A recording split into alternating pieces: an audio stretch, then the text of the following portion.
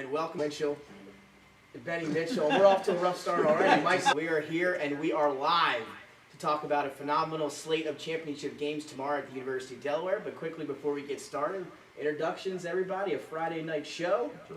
Pat, how we doing? We're doing well. Doing real well, except for shit, exactly. But no, Nick, yeah, we're really looking forward to it. 3 great games, and we'll dive in. Let's go around, man. How's everybody feeling? Oh, I'm feeling good. You know, this is my favorite time of the year. You know, four good championship games tomorrow, and I'm excited. Yeah, it feels kind of like Santa Claus is coming tomorrow. It's going to be a long day. Christmas came early. And we'll just rest up afterwards. A long day tomorrow at the University of Delaware. Nick, I'm happy I don't have to break out the Under Armour cold gear tomorrow, but I was wondering if you were bringing lunch and or dinner tomorrow. Yes. Yeah, all right. Yeah, BYOF.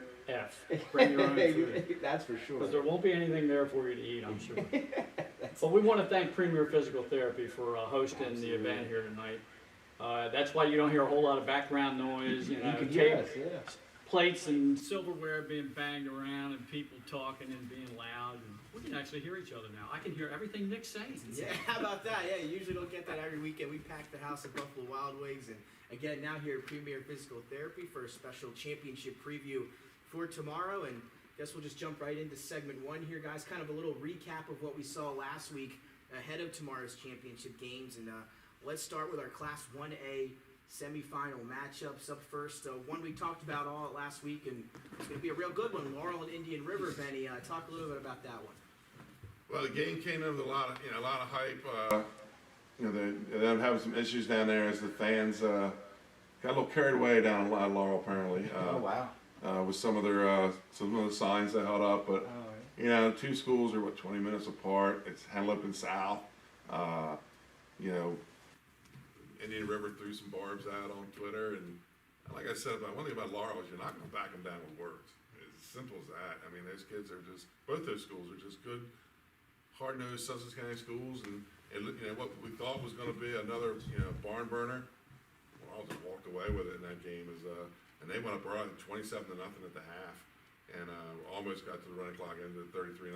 But that's just the kind of football they play, and Indian River Laurel have been battling for years. I mean, they played for 2 state championships back in the 80s and the 90s, and I think that's going to lead to, a great game against St. Elizabeth that we'll talk about later. But St. Elizabeth also kind of walked the dog in the semifinals.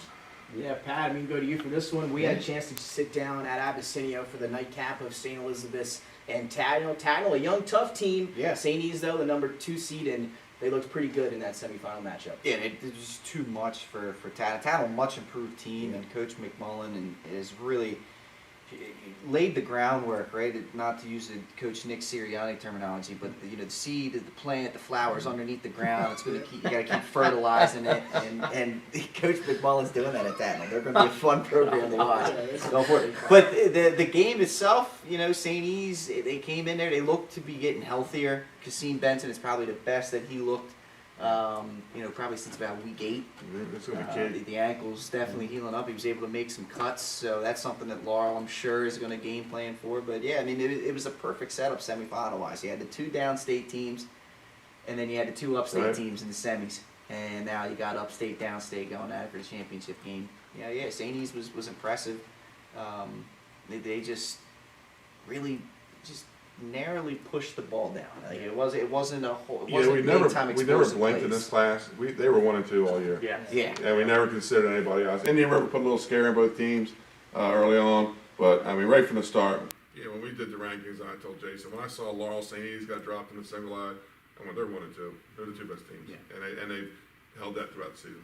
And again, both of them not allowing, I believe, a point so tournament. far in the playoffs. So something's got to give tomorrow. And again, that's going to be the nightcap, and we'll dive into that preview a little bit later on tonight. And now we'll head to our Class 2A semifinals.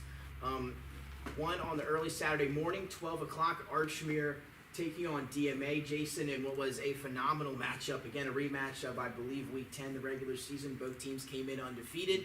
So both teams really getting up for this one. We saw, some banners out on the field, some, smack talk there between these two teams. What's going on for weeks, Jason, and that was maybe one of the best matchups we've seen all year. Yeah, and DMA came out with the game plan, and they forced Archmer to turn the ball over, which Archmer never does.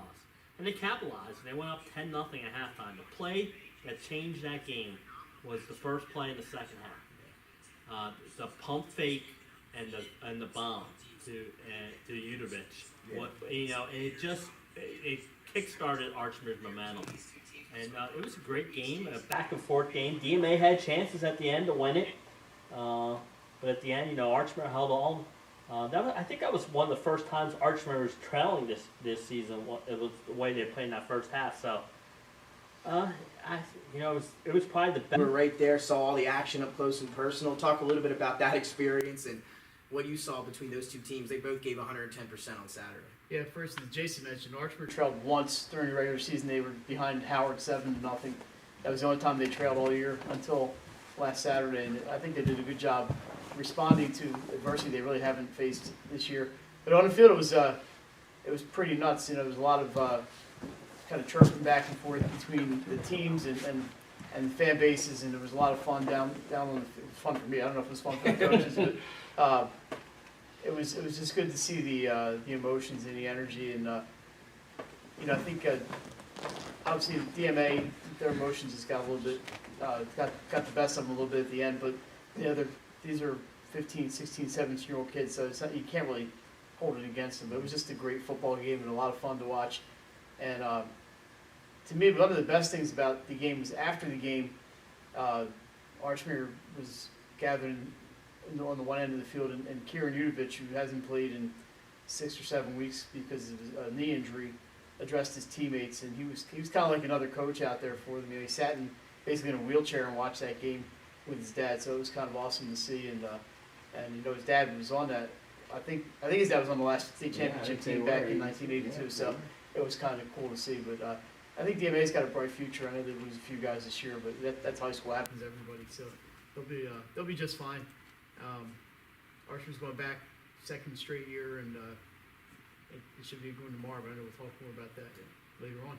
And they're playing another undefeated team, a team that's been great all year long, especially in half number 2. Benny, that's the Woodbridge Blue Raiders, and a fat out to a hot start now. I guess I had the Will Banner semifinal game. Everything went show to start.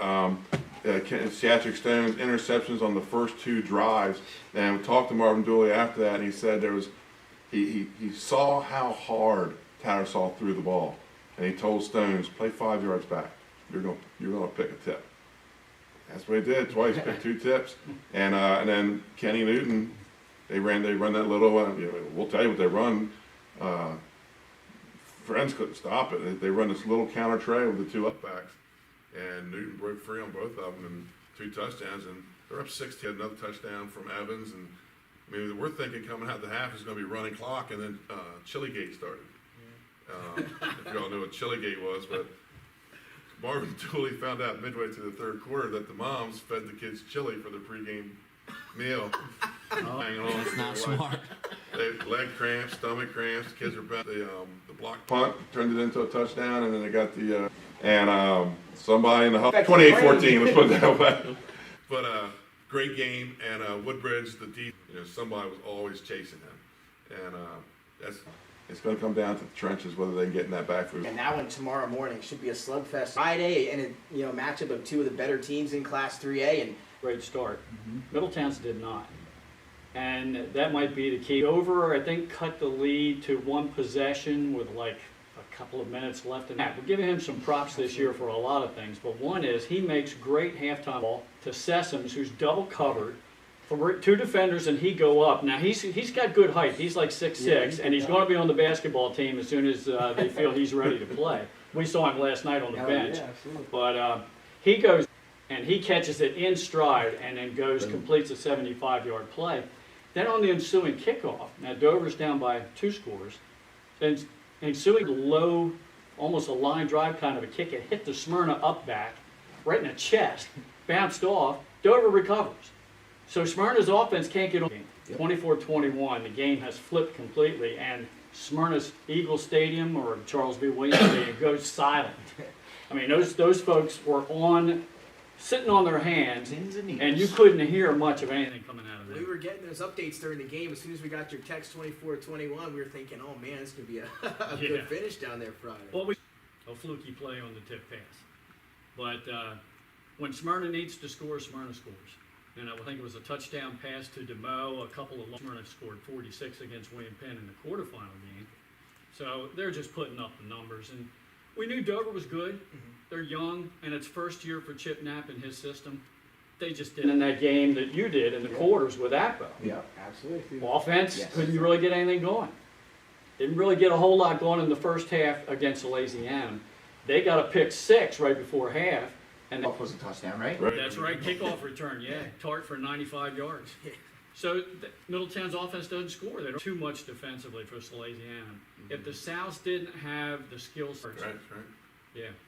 So And the Sally's defense stepped up in that They game did. too. Than there was in yardage gains for the offense for both in teams, the yeah. first half. Yeah. Back in the second half, and he hit a couple of nice pass plays in Strawtown. Yeah. I mean, we'll say Zaire Tart, one of the most Against Aberquinimink, he had a pick 6 for. Yeah. He's hard to tackle in open space. When we come back, we're going to narrow it down. Improvements, your family's comfort and safety is always our Gloves and face masks and follow minimum 6-foot distancing, virtual conferences to discuss project details, job quotes delivered electronically or brought to your door for your review and approval, and our showrooms in Newark and Rehoboth Beach remain open for limited appointments. Locally owned outpatient physical therapy practice with convenient locations in all 3 counties in Delaware. At Premier, we have experienced physical therapists with advanced credentials, but their hospitality, passion, and enthusiasm is what makes the difference for you. Find our convenient locations. Whether you're planning to buy a home in 3 months, 6 months, or even a year, let me walk you through the process from start to finish and get your questions answered. I am a DHSA lender with down payment assistance programs or grant money. I can help those with less than perfect credit or those working on their credit. I'm also local and always have been. So call 302-563-5599 or visit bryans.loans.com when you are ready to get started on your road to homeownership. Your home, your community. It's not just where you live, it's where you belong. At Dover Federal Credit Union, we understand what it means to be local. We started here, and we're not going anywhere. We're as local as it gets, and we like it that way. We're not just a financial institution. Your home, your community. It's not just where you live, it's where you belong. At Dover Federal Credit Union, we understand what it means to be local. We started here, and we're not going anywhere. We're as local as it gets, and we like it that way. We're not just a financial institution. We are the local credit union that you can trust. Local people, local decisions. Dover Federal Credit Union.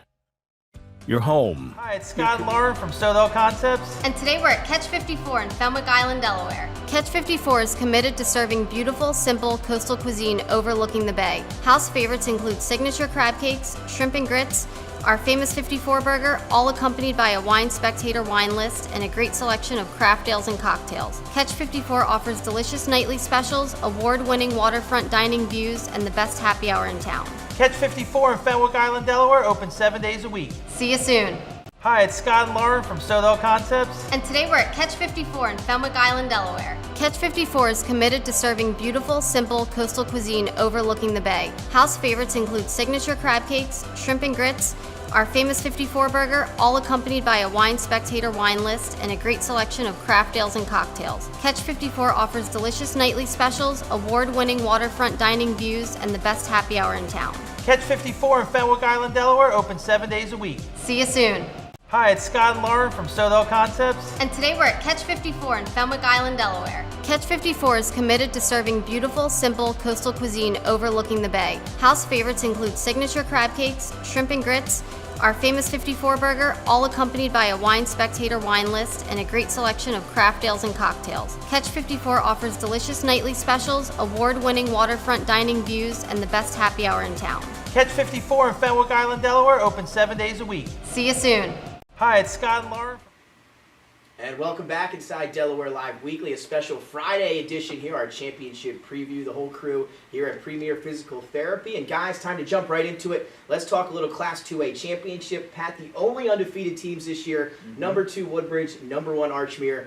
and they get the whole thing started tomorrow. Kickoff set for 11. Yeah, it's going to be a good one, 11 o'clock. Before we break down this matchup, we were able to catch up with Coach Belace as well as Coach Dooley to get their perspective heading into this game. So we're going to step aside right now and take a look at those, come back and break this thing down.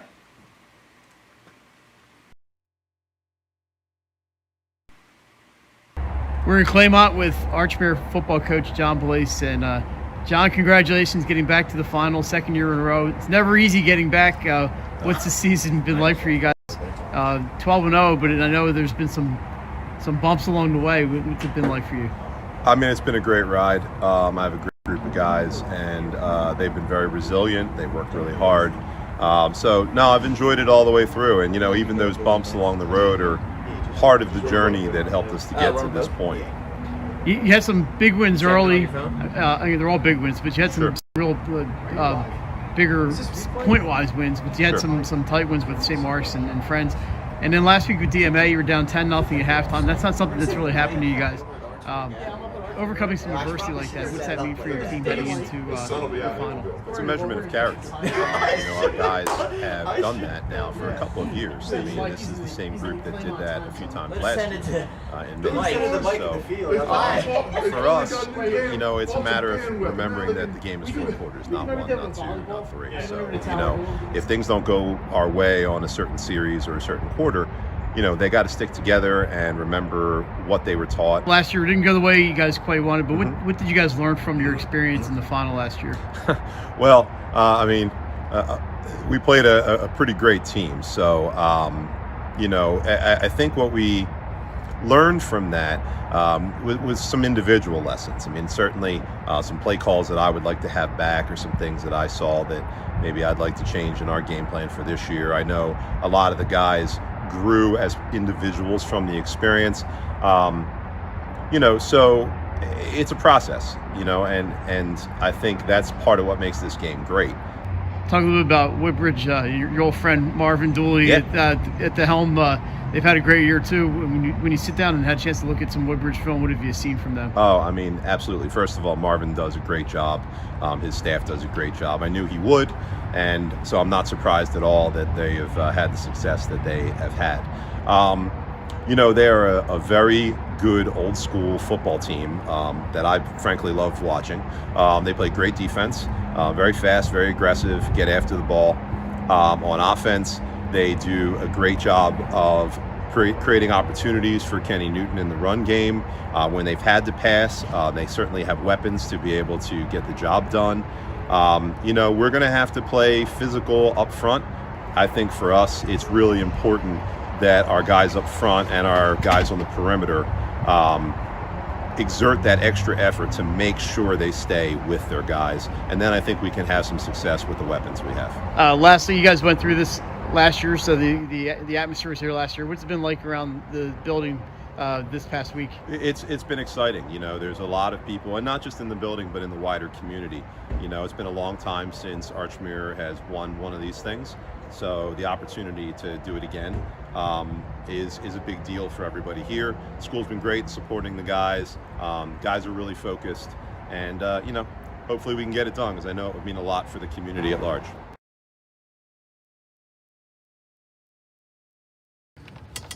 With Coach Marvin Dooley here of the Woodbridge Blue Raiders. Coach, first of all, congratulations on your trip to the state championship this Saturday. Thank you, man. Appreciate it. So, only 2 undefeated teams there in the state of Delaware, and they're going to meet right off the bat. They're going to be they're going to lead off the championship Saturday, the Archmere Hawks and the Woodbridge Blue Raiders. First of all, talk about the 12 games it took to get here. Well, I don't think the kids realize how hard it is to get those state championship game. I think I told you that on Friday night when we won.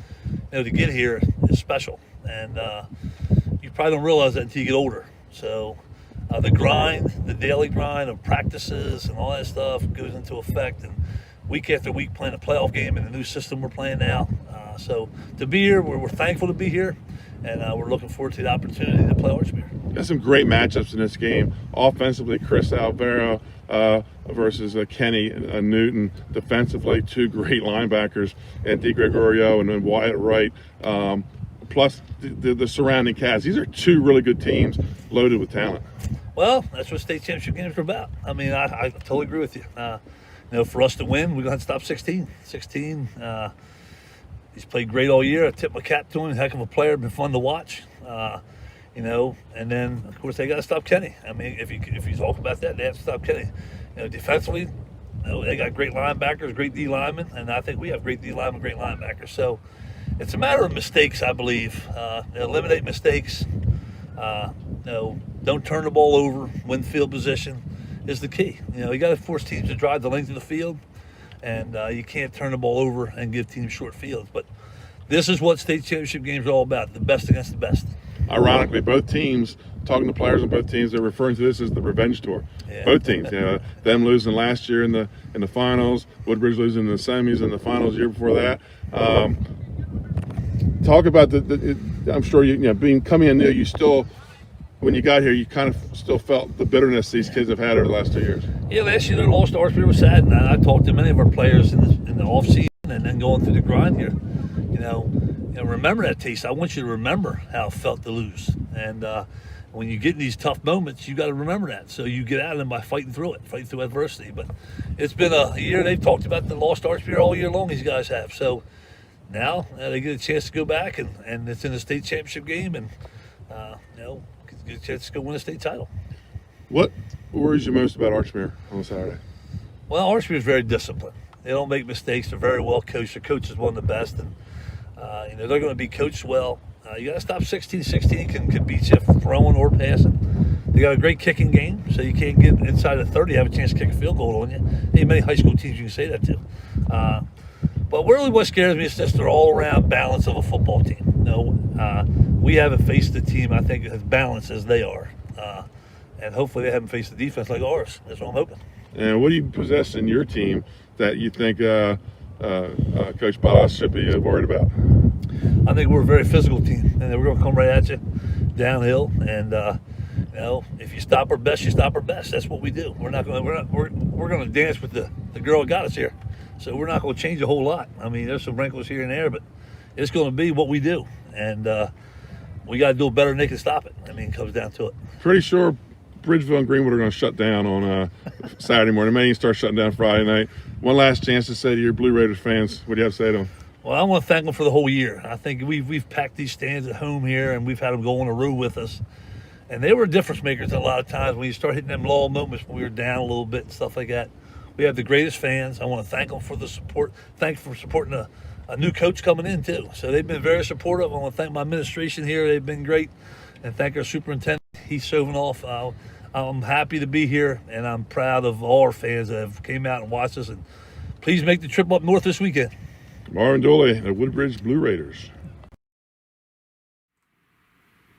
A special thanks to Coach Ballas and Coach Dooley for granting us some impressive interviews ahead of their championship matchups on Saturday. And Benny, nobody's seen more Woodbridge than you have this year, that's for sure. Yeah. What do you see in this game? What can we expect from the Woodbridge Blue Raiders come tomorrow, 11 o'clock Eastern time? First of all, I want everybody to know I didn't catch Marvin on the ninth hole. It looked like he was getting ready to tee off there, didn't it? I expect this is a game that there's no chance of a blowout. There's no chance of a running clock. These are two really good defenses. Their ground, although Archmere will throw the ball a little bit, I think the speed of Woodbridge might slow that up a little bit, make them go to a run game. But I like some of the matchups. Albero versus Newton on offense. And two of the best linebackers I've watched this year, in D. Gregorio and Wyatt Wright. Those two, I mean, Wyatt Wright has over 100 tackles. That's not padding. I've done 5 of their games. That kid makes, 10, 11 tackles a game from the middle linebacker. I think you're going to see, when we say defense, Woodbridge, 120 tackles for a loss this year as a team, 31 sacks. So they like to play in the opponent's backfield. Mm-hmm. They can't let the ball get inside the 30, or you get the leg of Chris Albero, who has, 6 field goals this year with a long of 35. So they had to, their field becomes much shorter now of what they can play against Archmere. These two teams, talk about their defense, they do put points on the board. Archmere has 3,500 yards this year total offense. Woodbridge has 27, almost 2,800 yards. so they can be effective offenses. I mean, it's going to be the two rocks going at it this weekend. Kenny Newton, 315 carries this year.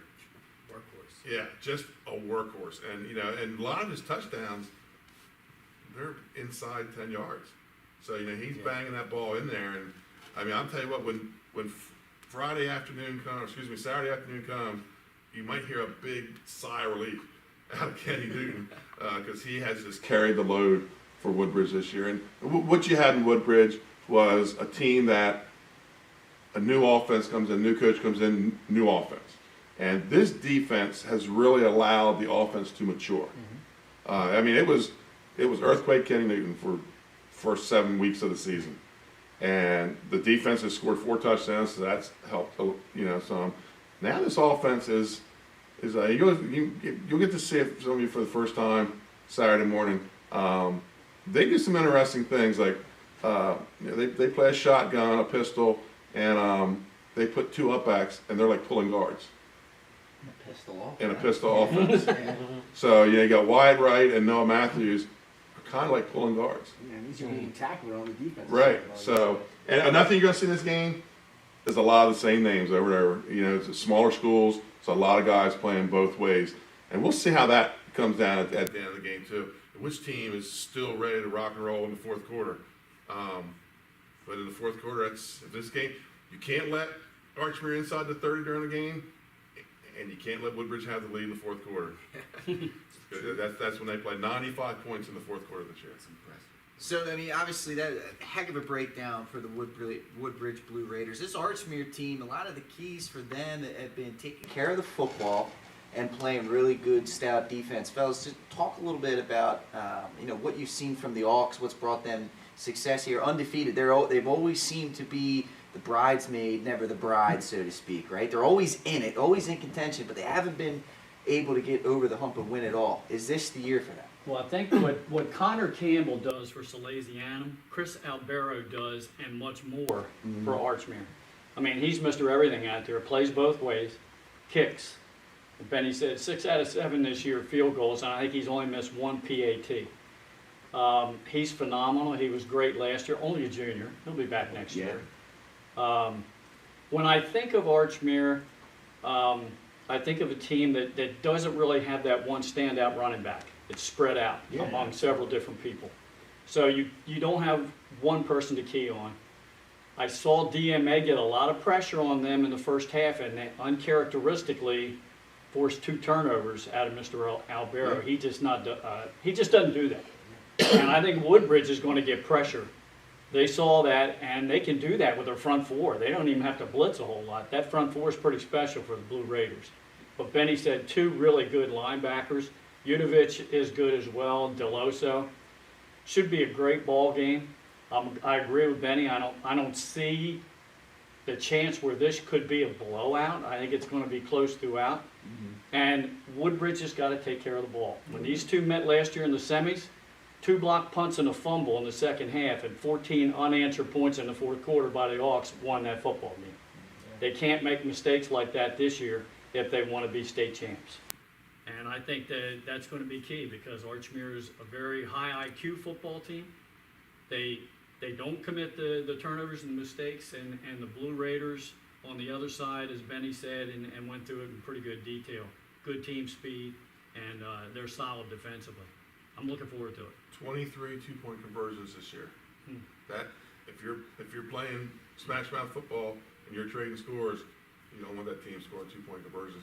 As far as the 2 teams, 2 guys that I see that watch them early, how they go, the game goes. One for Archmere is Declan Pearson. If he gets going early, that's a guy that you don't really get much, see much out of. If he can get going early, Woodbridge could be in trouble. And the guy from Woodbridge, I've said he's been the heartbeat of their team all year. Ellis Cannon plays inside tackle, outside, and he is fun to watch. He plays with emotion, and I mean, he leads the team in tackles for a loss and sacks. He gets to Albero a couple times. He is going to get that defense pumped up. So watch Declan Pearson.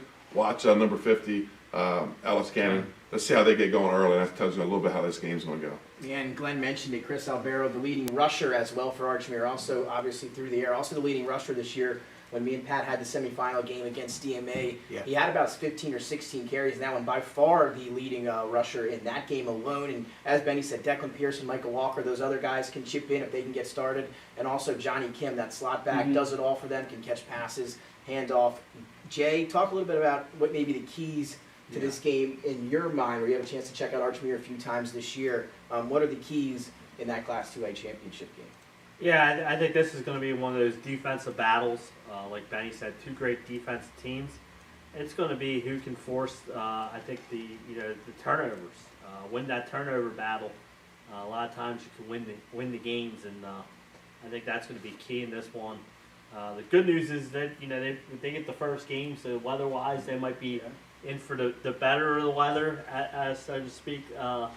But I think it's going to come down to it's going to be a close game, and it's going to come down to, I think, field position and eliminating the mistakes. And I think this is going to be one of those low-scoring games that we'll see. And both have great offenses, like Benny said, and I'll tell you what, both have outstanding defenses.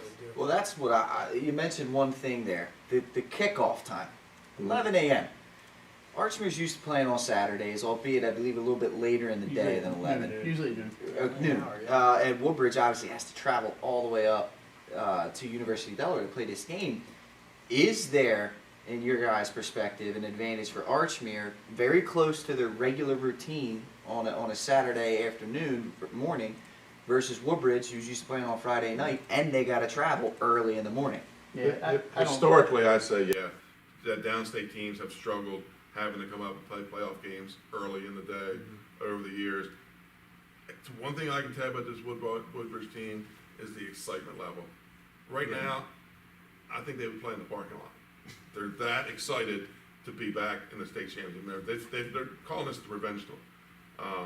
They got knocked out. They got pretty much embarrassed in the semifinals last year, and that didn't sit well. And right now, talking to those kids after the game, they're just so excited to be back in the championship game. Like I said, I think they would play them at midnight in a parking lot.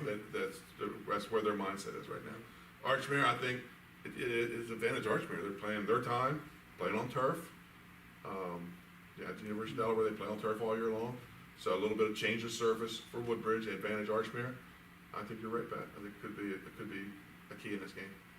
Yeah, I would think at this point, if you're playing for a state championship, you shouldn't need to be motivated, and I don't care what time you're playing. And it's unfortunate for Woodbridge that they're going to have to leave a little earlier and get started on a Saturday morning. And they're probably not even watching the show right now. Marvin's probably tucking with bed. They've already had their bed check, but I don't know how big of an advantage it's going to be. But I guess we'll find out tomorrow at 11 a.m. You see a lot of guys wiping their eyes, and that's what I'm saying. Creatures of habit. Yeah. You're thrown off your routine. You never know. But it should be a good one. One of the players nobody mentioned, I think. Actually, I have not seen Woodbridge this year. I've seen a little bit of them on our streams, but. We mentioned Kevin DiGregorio as one of the linebackers, but the guy who plays next to him, Scott Lucarelli, their leading tackler. And on the other side, Cole Finese, who kind of bounces between the defensive backfield and linebacker. I think those three are going to be real key to help stop, if they can stop Woodbridge. Those three are going to be a key to the game. But Lucarelli's had a fantastic year, a couple of interceptions. He makes a ton of tackles, and I think Finese has gotten better as the season's gone along. He's been fun to watch. So those two more names to keep in your minds. If we haven't thrown enough names at you already, there's a couple more. I'm going to put an over-under on this game. I'm going to put it at 40. I'm going to say it's going to be an under. Yeah, I'm with Benny. We are not endorsing Ben. No. Just for the sake of discussion. I think the score is going to be under 40 totally. Yeah, again, defenses could be at a premium tomorrow. In this one, both teams, as Benny said, on the revenge tour. Woodbridge after that semifinal loss last year. Archmere after that championship loss as well at Howard. Both teams are going to be hungry for that state championship tomorrow morning. We're going to take another break here from Premier Physical Therapy. When we come back, we're going to talk a little Class 1A football and talk that championship game here after the break. High school athletics is not what it used to be. The sporting goods industry has been disrupted, adding to coach and athletic director daily challenges. BSN Sports stands ready to change the fundamentals of our industry, giving our customers the advantages they need right now.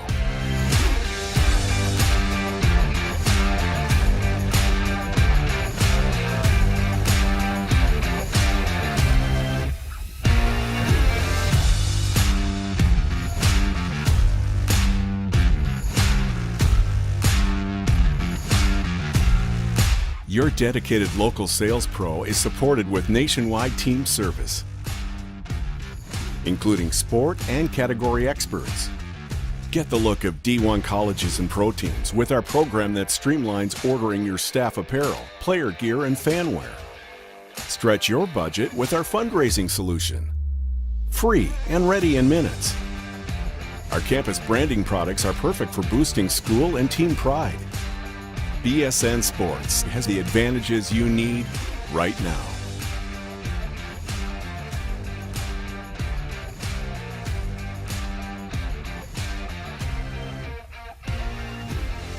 Hi, I'm Scott Kammerer from Soto Concepts. Today we're at Blue Coast Seafood Grill and Raw Bar in Rehoboth Beach, Delaware. Come check us out. Located in the Rehoboth Gateway, Blue Coast features indoor and outdoor dining and serves beautiful, simple food that highlights the flavors of Southern Delaware.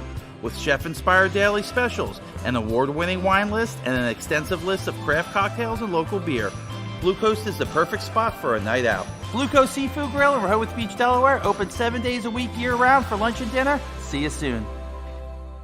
Hi, I'm Scott. At Ferris Home Improvements, your family's comfort and safety is always our top priority. If you call us for your roofing, windows and doors, siding, decks, kitchen, and bathroom needs, you can expect health-screened craftsmen who wear gloves and face masks and follow minimum 6-foot distancing, virtual conferences to discuss project details, job quotes delivered electronically or brought to your door for your review and approval, and our showrooms in Newark and Rehoboth Beach remain open for limited appointments. We're here together. Operating with precautions. To protect our staff. And our customers. At Ferris Home Improvements, your family's comfort and safety. And today we're at Catch 54 in Fenwick Island, Delaware. Catch 54 is committed to serving beautiful, simple coastal cuisine overlooking the bay. House favorites include signature crab cakes, shrimp and grits, our famous 54 burger, all accompanied by a wine spectator wine list and a great selection of craft ales and cocktails. Catch 54 offers delicious nightly specials, award-winning waterfront dining views, and the best happy hour in town. Catch 54 in Fenwick Island, Delaware, open 7 days a week. See you soon. Hi, it's Scott and Lauren from... Still fits, baby. Still fits. Welcome back into Delaware Live Weekly here at Premier Physical Therapy down here in Dover. Talking 1A championship, Laurel and the St. Elizabeth Vikings. I think this was my helmet back in the day. Last time you had that helmet on, you were holding that trophy up, right? That's right. Right. The helmet was off, but yeah, we'll chat it up here with the boys, Nick Alessandrini and company here. And obviously, this 1A game, it's the two teams that we expected coming together in the championship game. And I'm sure that there's a level of excitement there from everybody on the panel. And I guess we'll start talking about the Vikings. They're the 2 seed. What do you guys have seen from this Vikings team going into this matchup against Laurel? I've seen a lot of Kasim Benson this year, but and obviously he's been injured. He is not the only weapon on that team. I think we talked about on the drive down, Pat. They have other weapons besides Benson. He's obviously he's weapon one. You know? Right. He's the straw that stirs that drink. But they do have some other guys. They have Chris Character running back, and Mikey Downs can run a little bit. They also have a quarterback who can throw. He's got a strong arm, Brett Smick, and he's got some receivers to go to. But it all starts with formerly number 3, now number 1, Kasim Benson. Scored 4 touchdowns last week. The difference last week games, they were all short runs. I think the longest, the 2 8-yard touchdown runs. We didn't see the 65-yarder, the 90-yarder that we did. I mean, I was at the St. Andrews game where he ran for 500 yards, and every time he touched the ball, he was gone. It was unbelievable, and like nothing I've ever seen in high school football. But St. E's, they do have some weapons on offense. They have some big guys along the line, and O'Neal and Taylor and Mitchell. And they have some big guys. So I know I haven't seen Laurel this year, and I know a lot of people think that Laurel's got the speed and the size. And they have some weapons, and Benny knows more about Laurel than obviously than I do. But I think it should be a good one tomorrow night. And number one, number two, I think it's gonna be another good game. The weather could be a little iffy in that one. That might make a difference. Yeah, fellas, talk a little bit about. You said that the number one versus number two. It also ended up. I mean, talk about storybook. It's almost NFC AFC type situation. You had pretty much a down south version of the bracket and an up north version of the bracket. Semifinals were the same way. You had the upstate championship game and the downstate championship game. Now you got upstate versus downstate. I mean, could you have asked for a better situation in terms of this reclassification, splitting this 1A division north and south? I mean, could you have asked for anything better? I'll open it up to anybody. I think it gave, I'll be real quick, I think it just gave some teams an opportunity to succeed that really have not succeeded with the wins and losses like they had in the past. Teams like Charter of Wilmington had a good year, and St. Andrews had a good year, and obviously St. East had a couple of rough seasons, but they really obviously bounced back this year. They were 9-1 in the regular season. They were a lot of fun to watch. It was legitimately a good football team. So I think the way it worked out is kind of what the committee had in mind. I know there were a lot of running clocks, but I don't think it was any more than what they had in the past. But it was good to see some, and it's good to see some other teams getting back into the playoffs and into the championship game. So I think it's worked out. And I know people are already clamoring for changes. Let's give it some time. Let's give it some time. It's got a 2-year cycle, and then we'll reassess. This class was as top-heavy as any of them. Yeah. As Benny said and everybody else has talked about, we all saw Laurel and St. E's to begin with and figured. Now, we threw Indian River in there simply because they had two very competitive regular season matches against the Bulldogs and against the Vikings. I don't know what happened. I didn't see the semifinal wipeout, but apparently the Indians could do nothing with Laurel in that football game. But we said it was probably those two all along, and that's the way it ended up. 3A, 1 and 2, and we were wondering, can anybody really challenge them? And it turns out, a little bit, but in the long run, no. But this class was as top-heavy as any of them. And, it's an experiment. Right. It's like, the DIAA and the football committee said, hey, let's see what we can do about getting these teams with small numbers that are dwindling. They're losing interest in the sport. They can't get the students out to play. And the schools that haven't had a lot of success recently. Laurel hasn't won a state championship since '91. Correct. And you know all about St. E's, 2010. That's right. Right? That's correct. So, it's great to see these two in it. I'm glad they're having an opportunity to do this. I think after a few years under their belt, the committee gets this thing ironed out and adjusted a little bit and amended, and it'll do just exactly what they wanted it to do to begin with. But, this year it just turns out there were two very good teams. And then a lot of other teams that tried to compete but just didn't compete with these two. Well, so 14 teams were going to go down in single leg. Okay. The top two were the guys that were always outside looking in. Laurel was competing in the Henley and the South, so they're battling with Woodbridge, Lake Forest, Delmar every year. They're always the fourth guy. And St. A's playing their Catholic Conference schedule, having to play the Archmares, the St. Mark's. The Delmars. Playing Delmar. That's a rivalry too. And so, they were always the outside looking in. So when I talked to Coach Joey Jones in August, he goes, I really expected that we were going to be in 2A. So when he went to 3A, what's the first thing he does? He puts 4 2A teams on his schedule. And he splits those. And then the two they lose to Woodbridge 6-0. Yeah, how about that? And then Delmar 24-21. Yeah. So, I mean, they'd be a pretty good 2A team. Same with St. Elizabeth's. Their only loss, Carabao. Injuries. Right, and late in the season, some injuries kind of got the score separated. But, again, we're going to have almost a similar cases to Laurel changes turfs. We're going to be going from Bermuda grass to turf. I think that makes a difference. I think it helps the run game. Speed. The speed, yeah. They say, pass on the grass, run on the rug. So, you probably see a little more running out of them this week. But we have star power in this game. Yes. With Kasim Benson and Javier White. Javier White, first team All-State in 3 positions. That's impressive. I mean, that's offense, very impressive. defense, special teams. You're right, Kasim Benson, Player of the Year in single A. In his career, Javier White has scored every possible way you can score. He's caught a ball for a touchdown. He's run the ball for a touchdown. He's thrown the ball for a touchdown. He's picked six. He's punt return. He's kickoff return, and he's scooped and scored. Jesus. No pick six? And he makes And there's popcorn. safety. And he makes Safety. popcorn. Safety. And he makes popcorn at halftime. You know, kind of thing. Tell me where he's going to be tomorrow, because I'll get to see him. Yeah, right. So 3:30. And they're another thing. If you look at their stats, they don't have a 1,000-yard rusher this year. Evenly distributed. Evenly distributed among 6 running backs. You see that more in the St. E's passing game. Their passing game is a little more evenly distributed. Obviously, Benson, the 1,700 yards on the season, but he's got targets, and he can find them. I think this is a game that I think is going to be exciting. I think it could be close. This game could be a blowout. I think.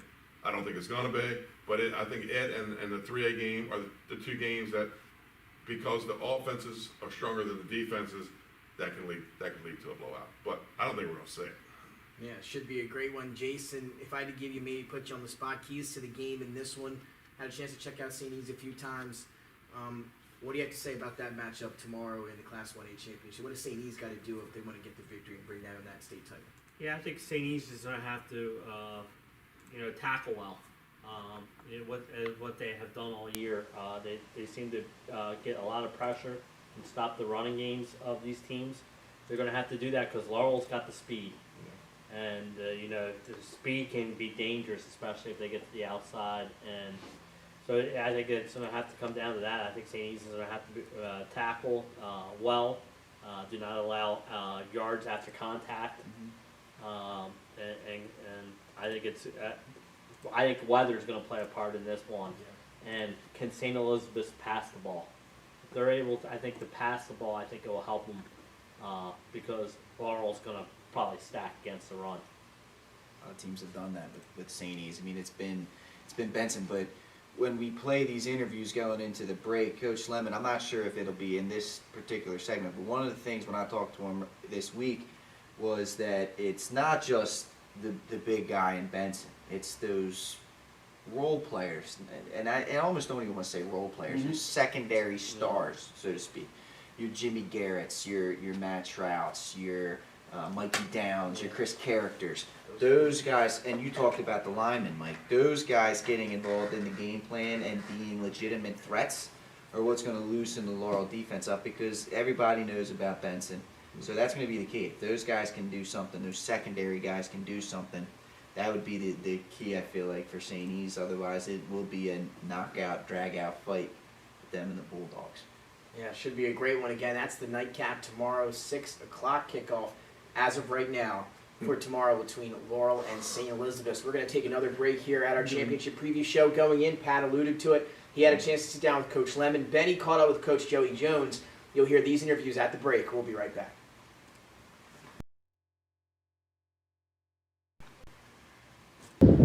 Coach Joey Jones of the Laurel Bulldogs. And Coach, first off, congratulations on your trip to the state championship. Thank you. Number one, 30 years since Laurel High School has raised a championship banner in football. It's been since 2014 since they ran a state championship game.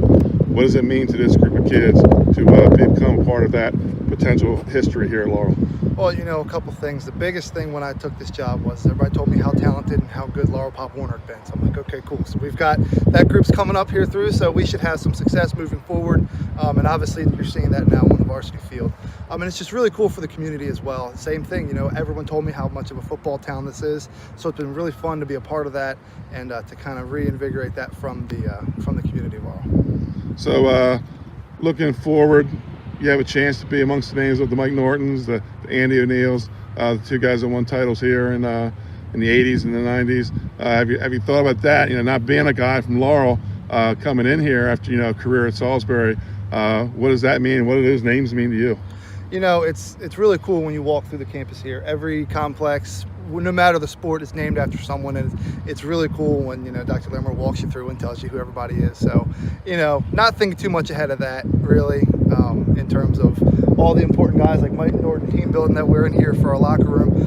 Haven't really thought about that much, just trying to take care of business on the field and, let all that stuff happen as it may. All right, now we're going to look toward at the St. Elizabeth Vikings.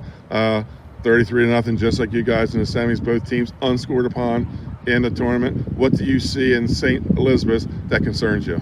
Well, they're obviously very well coached. They've got some serious talent, obviously, with the player of the year over there at running back position. So we're going to have to play disciplined football because they do.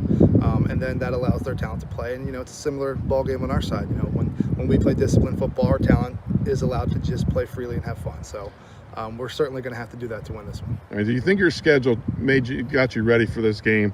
You brought 4 AA games onto your 10-game schedule, and you split them, winning 2, and only 2 losses going to Woodbridge, who's going to be playing for the AA title, and Delmar, who just gets knocked out in overtime.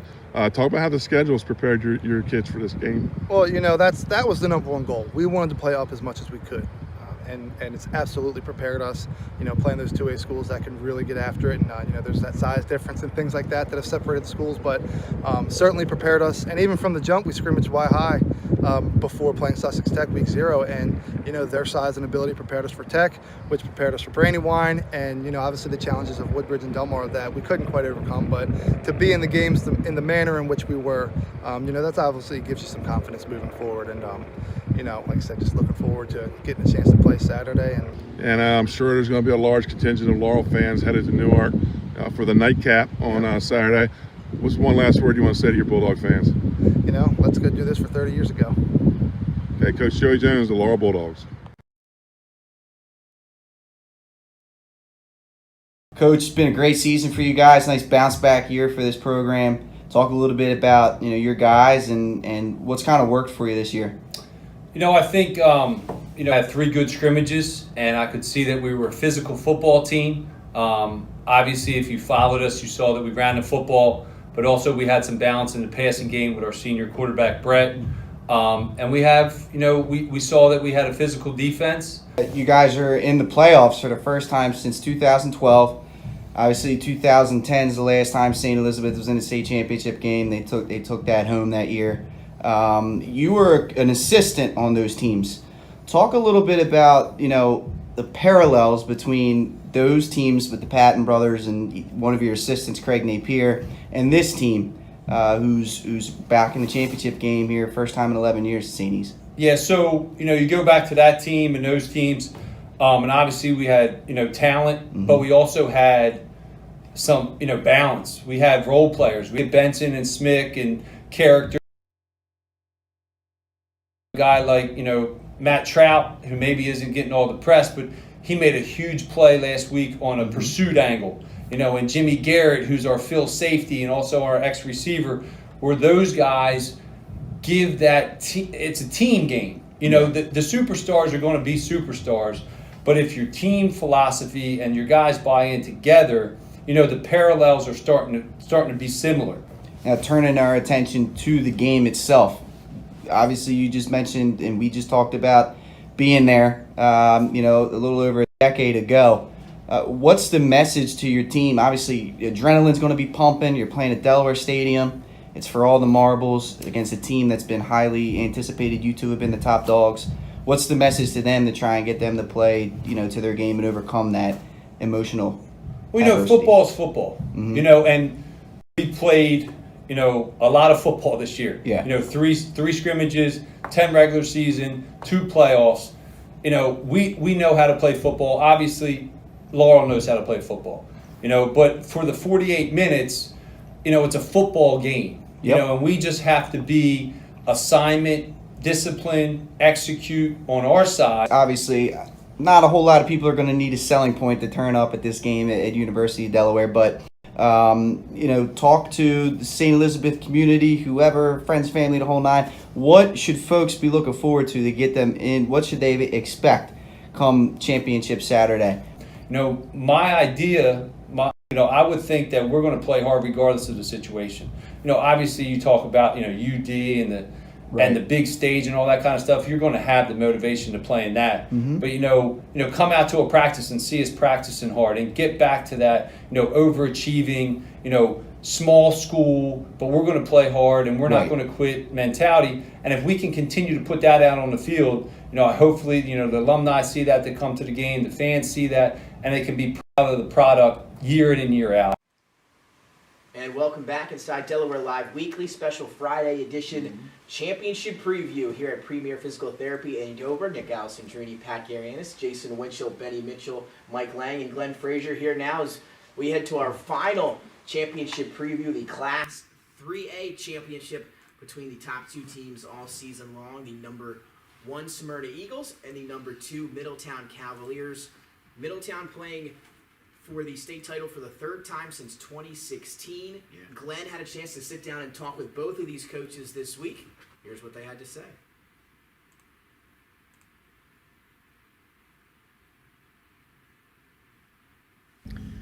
I think our team has grown since we last saw Smyrna in September. Guys growing into their roles, guys understanding what we're asking of them. We're fortunate to have a group that's been together for some time, so most of these guys have been around these situations before.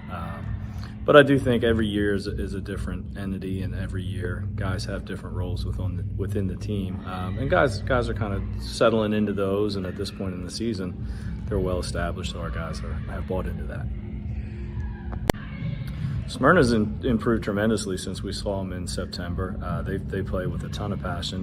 Got a chance to see them at home at their place last Friday night, and it's always a good atmosphere down there, and they play so well in front of their fans. But I think offensively and defensively, that both of those units have really gotten better, and watching them do some things on special teams, they've certainly made some changes there.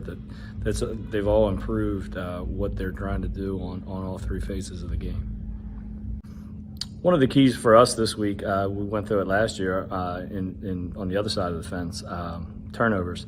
Anytime you give a team the ball, especially within your half of the field, or as you get some momentum and it looks like you're going in to score, if you give the ball away, it makes it difficult for you. So to make sure we're careful with the football on offense, and then on defense, anything we can do to get it out, I think is going to be one of the big keys this week.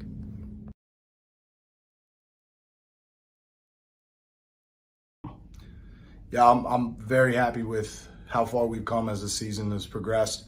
We played a very tough schedule. Purposely, we scheduled, the toughest that we could find in the state, as well as out-of-state opponents that were high quality, including a state champion and a state semifinalist out of Maryland. And we've just continued to grow. And I think that's just really characteristic of our program. We always are a little slower to start the season, and then as the season rolls on, I think it's really a testament to the kids' kind of blue collar, thought process. We got to work for everything, and a testament to my staff, the way they handle their day-to-day operations and don't take anything for granted. So I'm very, very impressed with where we are, and I think we're trending in the right direction. One of the better, if not the best, version of Middletown that we've seen. Dangerous in all 3 phases and when we faced them earlier in the year till now, it seems like they've really settled into who they are. You lose some of the extraneous things that you're trying to figure out, what may be our best play, and I expect them to have a great game plan, going in and trying to attack us, just like we'll be trying to do to them. I think the key to victory for both Middletown and us is going to be efficiency. People are going to make mistakes. They're kids. They're going to make mistakes. Coaches are going to make mistakes. It's a very intense, high-profile game, and there's going to be a lot of nerves going to work on you. And I think the key is going to be efficiency. Is not having wasted plays, not being efficient on first down. Getting 4 yards on first down is a win.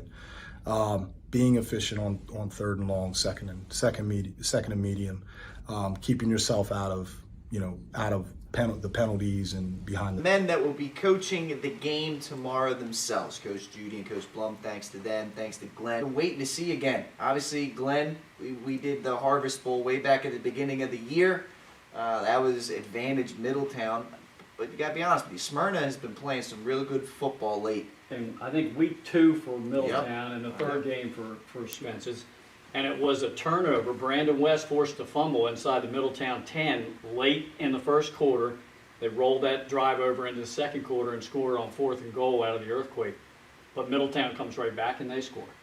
Yeah. Smyrna comes right back. They score. Second quarter, completely different than the first. Middletown gets the last touchdown of the quarter, go into the locker room tied at 14-all.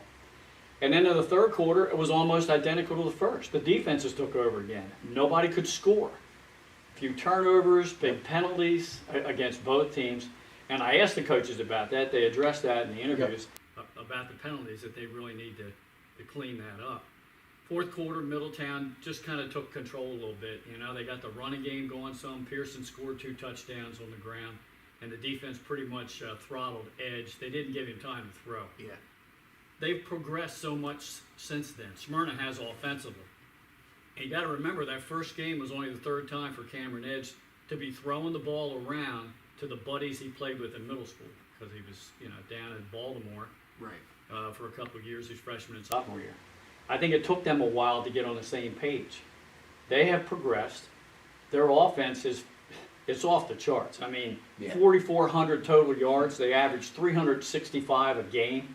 241 in the air and 124 in the ground. The numbers, I can go on and on. Wayne Knight, phenomenal. Yeah. 1,300 yards rushing and almost 700 in receiving yards. And he's, by the way, scored 264 points. There are probably about 30 teams in the state that haven't scored that many points. But it's going to be Middletown's defense again against that Smyrna offense. The Middletown offense, to me, has regressed a little bit. They're having trouble getting on track early in ball games. Salesianum semifinal. It's a special teams touchdown and a defensive touchdown in the first half. I don't think Middletown can afford to do that against Smyrna this time around. They better not start like that offensively and let Smyrna get 2-3 touchdowns right out of the gate. Because I'm not so sure Middletown can come back against the Eagles if they fall into that kind of hole. But having said all that, Middletown's defense, to me, is still the best all-around defense in the state, by far. Yeah. The front three, they can get a rush on any quarterback. They don't need anybody else to help them. And we're talking about Durajiwe, and we're talking about Burke, and we're talking about the guy in the middle who's going to West Point, and Cody Harris, who, by the way, also made all-state Class 3 on both sides of the ball. The linebackers on both teams are very good. The defensive backs on Middletown might have a slight edge over Smyrna's group. So that's going to help them in that passing game, and it also helps that if the front three can get enough pressure on edge, the backers can get back into coverage and help to pick up the coverage on Devin DeMoe and Ymir Knight and Denham Smith. And, oh, by the way, now Nolan Fretz, throw his name into the hat because he's caught 4 passes in the last 2 games. He only had 1 catch all the regular season. Wow. So Smyrna's starting to mix it up a little bit more. I think the offense a little bit on track. And I think Middletown, like I said, I think the offense it's slowed down a little bit. Something's missing there. I don't know what it is. But again, can't afford a slow start. And I think that might be in the key to that game. And Glenn, let me ask you this now, because you've done them all season long. Middletown, again, it seems to me they've been struggling to get the ground game going, especially as of late with Pearson and Robertson. Do you see that maybe as putting a lot on Braden Davis's shoulders, or how do you see that run game going? Is that something that you've noticed recently? How did they done, I guess, all season progressively on the ground? If you took a look at them, Nick, in the Salesianum game, it was a good balance. Again, Salesianum's defense played well in the first half. They shut that offense down. The second half, they got on track, and they made some adjustments. Pearson and Roberson, both of them, I think they're right around 700 yards rushing apiece. So the 2 of them together have the same amount of yardage as Smyrna's Wayne Knight. Braden Davis, I don't know. It seems like, I don't know what it is. He's getting off to slow starts. I don't know whether he's a little injured, a little banged up. Well, of course, he had the knee injury when he went down to Florida, right? Yeah. The last year. And he came back up, and I don't see him being as mobile as he was previously. That might have something to do with it. good offensive line, and they have good receivers. I don't want to just talk about DeMo and Ymir Knight and Denham Smith. You know, they've got a good receiving core as well with Caldwell and Zaire Tart and Henson. Henson scored 2 touchdowns in the Salesianum game, and he was on the same page with Davis, caught him on slant patterns right across the middle in stride. I just can't put my finger, Nick, on what's missing on that offense. But again, I think it's key that they come out of the gate and they get something going. They had a 17-play, 6-minute drive in the Harvest Bowl game when they scored their first touchdown, and I think that took a little bit of juice out of Smyrna's defense for the rest of the game. So we'll see. Can't come out slow. I don't know how many times I can say that, but they better not, because Smyrna can score a point a minute.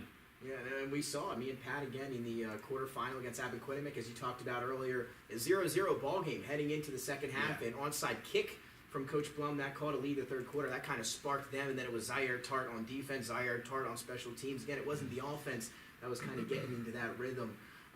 Jason, how do you feel about this matchup? Obviously, number 1 versus number 2 all season long. We just talked about it. Middletown's got maybe a little bit of the better defense right now. Smyrna maybe offense clicking a little bit more right now. How do you see this one going tomorrow afternoon? Yeah, and Middletown, like Glenn said, they're slow on offense coming out, especially in the first half of these games. But against Sally's, they scored other ways. 2 pick sixes, a special teams touchdown. So I think it's Smyrna the key. They want to stop that. They do not want to give up any defensive touchdowns. Don't let Middletown score any defensive touchdowns, and they want to do good on the special teams, because I think that's where, I think that's what got the Middletown offense clicking a little bit in the second half, was they were able to score some points and actually have a halftime lead instead of trailing 7-6 with that late interception in the first half. So I think that's a key to this game is, like Glenn said, if their offense comes out slow, are they able to score the other ways? And if they're not, then, like Glenn said, the way Smyrna scores, they're in trouble. So, and if you're Smyrna, if you can keep them off the board offensively, you try and keep them off special teams wise, and then Smyrna's in good shape in that game. But it's going to be interesting, because we've seen that Middletown team in the first half of the season be able to put up some points. Mm-hmm. And Benny, you talked about earlier in the broadcast, you had a chance to check out Zaire Tart for the first time last week. Obviously, if you're Smyrna, you don't kick it to him, right? You wouldn't kick him. He's going to be back there, obviously, with intentions on returning the kick, but you got to keep the ball as far away from him as possible. Yeah, well, Smyrna likes to squib kick anyways, so unless they let that bounce all the way back in. But that kid's special. The Zaire Tart is special. Actually, I was doing the first game, doing the last game. I was hoping to get a little rest in between the games, but that'd be like sleeping at a rock concert during that 3A game. That's just not going to happen. So this is just, I'm just glad I get to sit back and watch this one. These two teams, Mike Judy always talks about how he likes his team to have a chip on their shoulder, and he likes the hostile crowd. More hostile, the better, he says. Well, you're going to get 2 hostile crowds in this one. These are 2 fan-crazy football programs. I remember the first year I did Middletown Smyrna for a state championship, they had to put the teams back in their tunnels. Oh, yeah. They were coming out just to come out on the field. They were ready to go at it then. Actually, the Smyrna was standing in the middle of the end zone with their flag, and they started barking at one another. I was like, this is great. This is going to be a football game, right? Just history, I don't know that it means anything. Mike Judy's 3-0 in state championship games. Yep. And that 3-0, the team he beat in the finals, he lost 2 during the season. Right. He lost to Salesianum the first time. He lost to Middletown the other 2 times, and they have come back and won it. And let me tell you something. If the Woodbridge and Archmere fans aren't planning on staying around, they better hurry and skedaddle out, because that place is going to be packed. With red packed on one side, blue packed on the other. That's funny you just mentioned that, Benny, because the way they're doing the ticketing this year, you can buy a ticket and see all 4 games tomorrow. Obviously, the biggest crowd is going to be for that 3A game. And I'm with Betty. I'll be up in the press box working on a story for the first game, but my eyes are going to be down on that field a lot, because I think this game just has the potential to be something really special. And I wouldn't be surprised if they get. I think the one year they had over 13,000 for that Middletown Smyrna. That was that first one. Yeah. And I would not be surprised. Yeah, I would not be These surprised are if two they do it teams again. that went out and These are, signed. you said these are towns that are going to show up for these And games. they went out and signed big time national games this year. Yeah. They played St. Joe's Prep. They played Bergen Catholic. They're not afraid to play anybody. I mean, this is.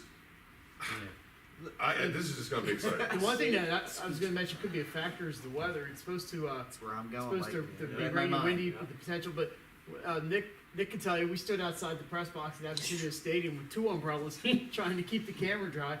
When they played, Smyrna played at Salesianum, it didn't bother Cam Edge at all. It didn't, not one bit. He threw the ball through. The rain was coming sideways. He was throwing the ball through the rain. They scored 28 points, which is probably under their season average.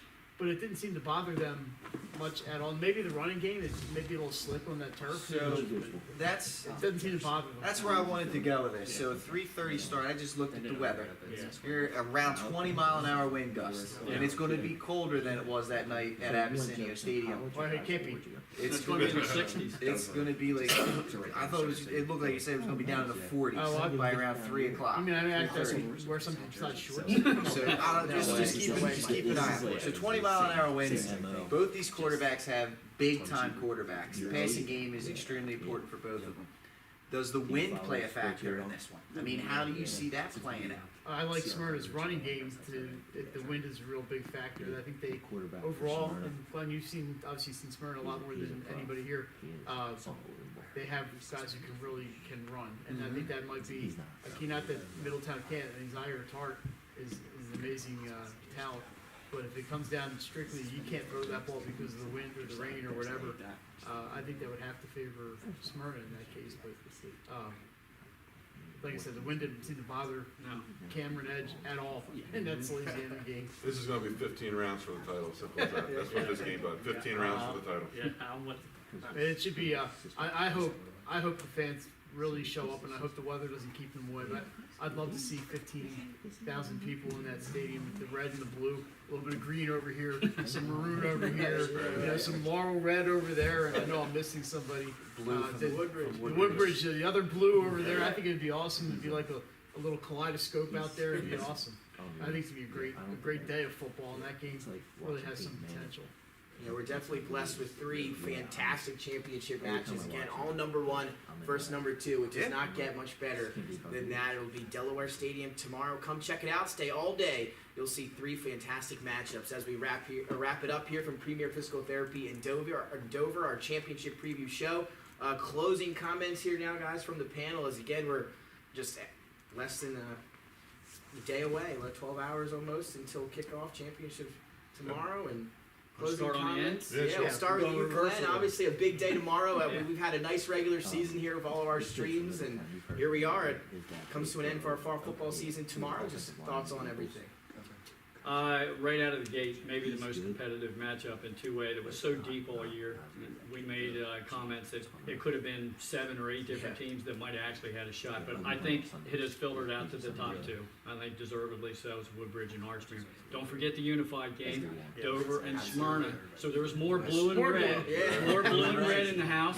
That'll come next, and then a whole lot of blue-red from Middletown and Smyrna, and then the nightcap with Laurel and St. E's. It should be a great day of football. I hope the weather doesn't play a part in it. I know the last time I checked, it was supposed to be pretty windy, but it was supposed to be mainly cloudy all day. I don't think the rain chances come into play until that last game, Benny.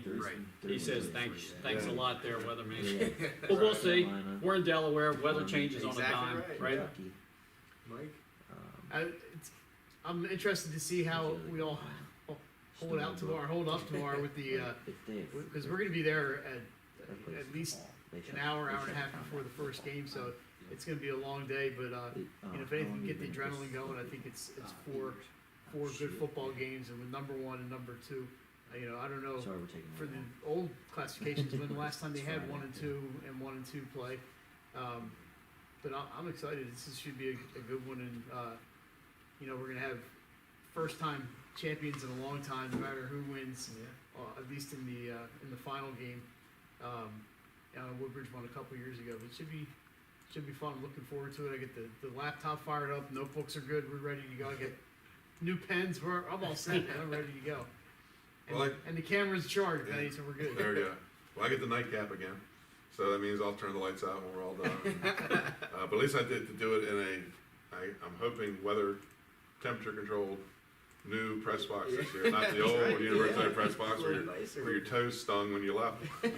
But yeah, I'll turn the lights out when we're done. Put it in the football season. It's been been a long season, but it's been fun. Kind of, you want to see it end, and then when you get to the ending, you don't want to see it end. But it's okay because, in a couple of weeks I get to start broadcasting the world's oldest and greatest sport. I was going to say, wrestling. it's right down there. Right up You're going to be hitting it off with the state champs versus state champs with Carabel and Cape and Lopin live from Carabel Academy. So we're going to start right off with the barn burner. That's a good one. Definitely something to look forward to. Jay? Yeah, I'm just excited, like everyone says. I mean, it's going to start bright and early tomorrow, and it's going to run through late night, and it's going to be 4 fantastic games, and I just can't wait. It's Christmas has come early. Right. Yes, it has. On December 11th instead of December 25th this year for me.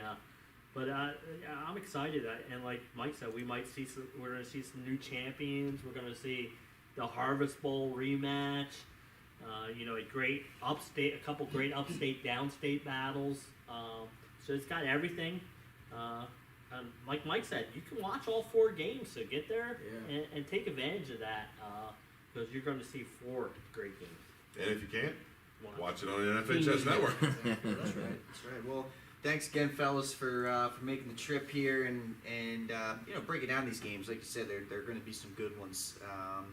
So that will do it for us for Glenn Frazier, Mike Lang, Benny Mitchell, Jason Winchell, Nick leading the charge here tonight, Nick Alessandrini.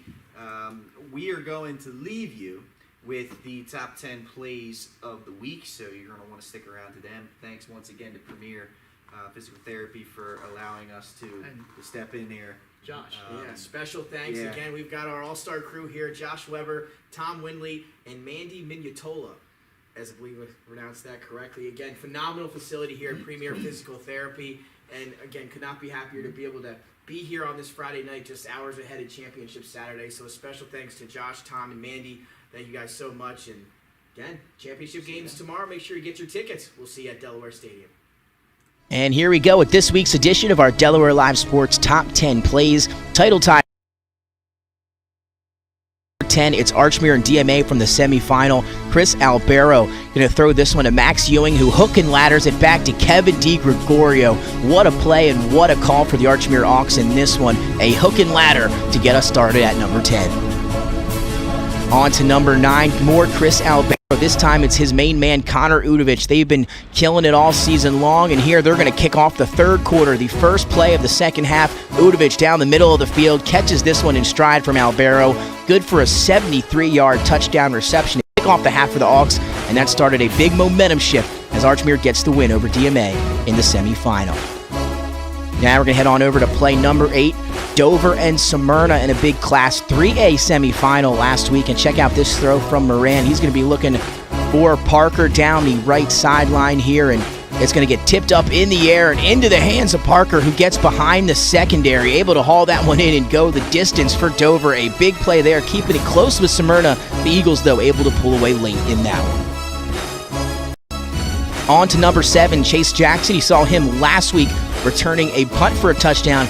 Here he's going to do it on the defensive side of the ball. Davis looking for his target. He's going to dive, lay out, and intercept it at the 35-yard line. What a play by the linebacker from Salesianum, Chase Jackson at number 7. On to number 6, it's Smyrna Eagles and Wayne Knight. You've heard the name, you've seen the plays. Well, here's just another one, this one from the semifinal against Dover, able to break through the middle of the field. Almost wrapped up at the 10, a little spin move, but nothing's going to bring down Wayne Knight into the end zone for another touchdown, 1 of 3 for the Smyrna Eagle running back in the semifinal. On to number 5, DMA getting the top play here at number 5 from the quarterback BJ and Leon, who played a very good game against Archmere. Here they needed a score, and they needed it bad late. He's able to cut up here on the sideline, break a few tackles, and then spin out late at the 10 and propel himself into the end zone. What a big-time run for BJ Aline, the DMA quarterback. On to number 4, maybe one of the best catches we've seen of the year. Channeling his inner Odell Beckham Jr. Albero to Udovich right there for the 2-point conversion, giving Archmere a 7 6-point lead in this one, 17-10, a game that Archmere would roll into winning. They're heading back to the championship. Now time for a little basketball here. A.I. DuPont, Marcus Handy. This one is right off the tip. This is the opening tip-off, and Handy going to throw it down on the alley-oop to get it started for the Tigers. And then here, going to follow the miss off the back end of the rim, and here he comes flying through, throws it back through with one hand. Marcus Handy with some big basketball plays at number 3. On to number 2. It's a pair of plays from the Middletown Cavaliers, both resulting in touchdowns. Here's going to be Ryan Cheaton first, going to jump in front of the Connor Campbell pass, and he's going to take that the rest of the way. Picks it off at the 30, gets some blocking down the sideline, able to break a tackle, 20, 10, 5, into the end zone for Ryan Cheaton. A big touchdown for Middletown as they were trailing at that point in the game. And then this one's the one that put it on ice. Zaire Tart back in the secondary. Campbell going to roll to his right, fire. Zaire Tart intercepts it at the 10, steps in front of the receiver, and you are not going to catch him down the sideline. See you later. Zaire Tart, 90 yards for the pick 6 for Middletown. That one puts it on ice and secured their spot back in the championship game where they'll see Smyrna. And now that takes us to our top play, and I might just be the president of the Zaire Tart fan club because here he is again at number 1. Did it on a pick 6 play at number 2. And this one, the opening kickoff of the Class 3A semifinal against Salesianum. Tart going to go back to field this one at the 5. Look at the cuts up the field, finds a crease, finds an opening, and then he's going to follow his blocker down the sideline. He's going to take that one back 95 yards for an opening kickoff return touchdown for number 6 in blue, Zaire Tart. Should be a fantastic set of championship games on Saturday at Delaware State.